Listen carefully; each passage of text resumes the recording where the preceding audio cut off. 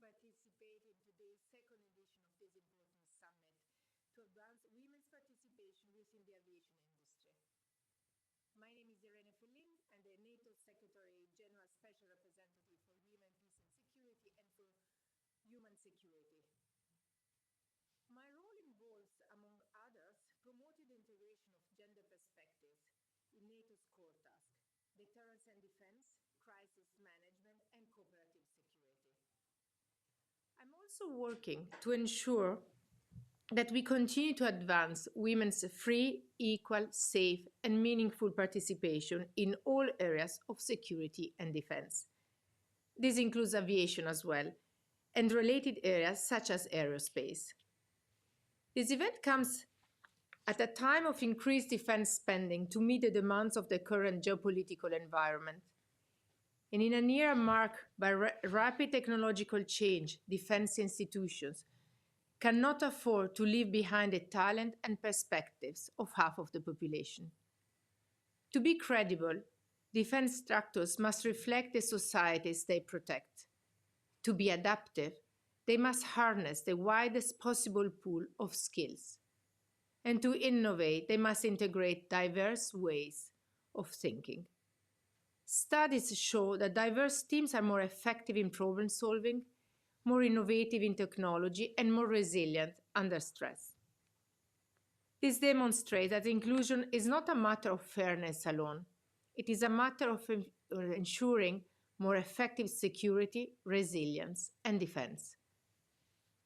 We see every day at NATO that defense and security are increasingly shaped by technology that requires civilian and military personnel with highly advanced technological skills. Emerging technologies are also transforming air power. Think about drones, AI-driven targeting, or space-based capabilities. Technology is defining the future of warfare and is already a game changer on the battlefield. This is why attracting diverse talents and building diverse innovation ecosystem will be decisive. By opening doors for women across all branches of defense, including the highly technical and operational field of aviation, we strengthen not only our militaries, but also the broader deterrence posture of our nations and alliances. Air power plays a critical role in deterrence and defense by signaling presence, projecting strength, and providing rapid response. In aerospace, defense and security, the presence of women is gradually increasing, but they are still underrepresented, despite having been flying powered aircraft since 1908, and they are now helping reshape the future of flight from engineering to executive leadership. However, women still make up less than 30% of the global aerospace workforce. The number do not certainly come as a surprise. According to recent statistics, globally, women represent approximately 5–6% of all licensed pilots, with slightly higher numbers in roles like air traffic control and lower percentages in aircraft maintenance. While these numbers remain low, representing a significant gender gap, they have shown a slight increase over the past few years, indicating a positive but slow trend. For example, the global share of female pilots rose from 3.6% in 2016 to 4% in 2021, according to the International Civil Aviation Organization. 19 of all airspace and defense company CEOs are women, which is well ahead the overall industry, where just 5% of COE are female. This is why events like the one organized today are so important to ensure women get more involved in the aviation industry as well. As I'm sure those of you in this room know, this gap is not due to the lack of ability, but rather to systemic barriers, such as limited recruitment pipelines, gender stereotypes, insufficient mentorship, and the absence of family-friendly policies. Overcoming these barriers is essential to the effectiveness of our air forces, and by extension, to the credibility of our deterrence and defense posture. I often speak to women of diverse ranks across NATO allies military. What I often hear is a difficult reality that women often feel they need to constantly fight against stereotypes, systems, and cultures that do not support their professional development. This is frustrating to hear time and time again. I do not have a solution to these challenges, but there are three key aspects of my efforts I want to highlight to you today.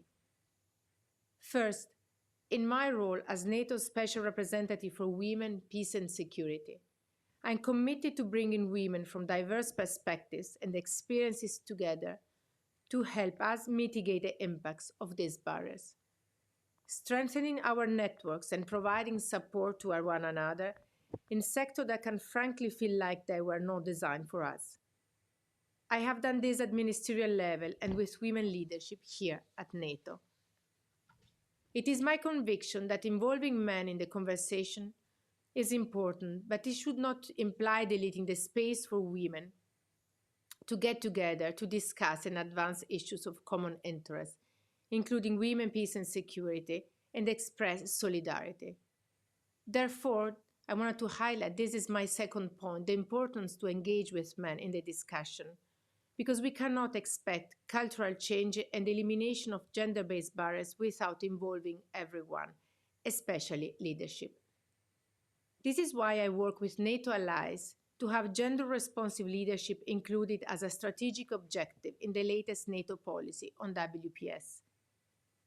This objective means a commitment that NATO leadership will work to improve their awareness of their gender biases and to take an active role in advancing gender equality in their workplace and in their internal activities. We have to build this capacity, and particularly understanding that we must build workplaces and industries that allow all experts to perform at their best. Women entering aviation need mentors and role models who have navigated the same challenges, as well as male allies committed to advance gender equality. As part of this focus on improving leadership awareness and engagement on women's participation, but also on their responsibilities in integrating gender policy and program work, I will host in October a leadership dinner that brings together senior officials, industry, civil society, and academia to discuss the integration of gender perspectives in the aerospace domain.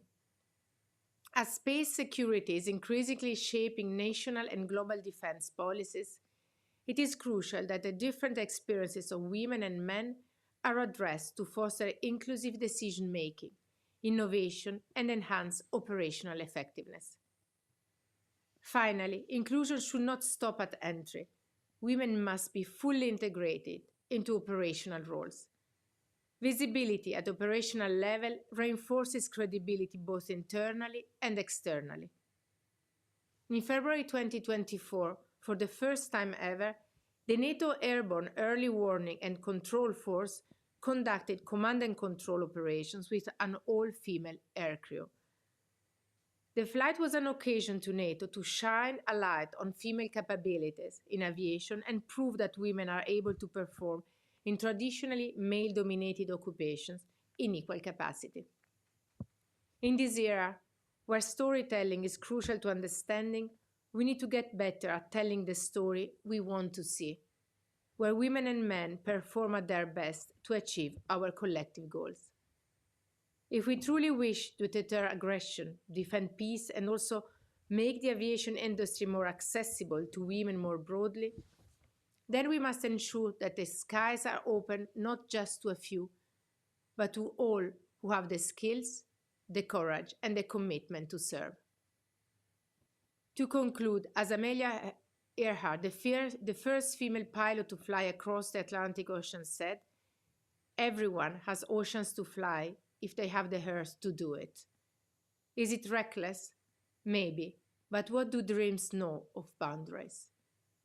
I encourage you all to embrace your dreams and passion and pursue what truly matters to you. Always remember, dreams have no gender. Thank you.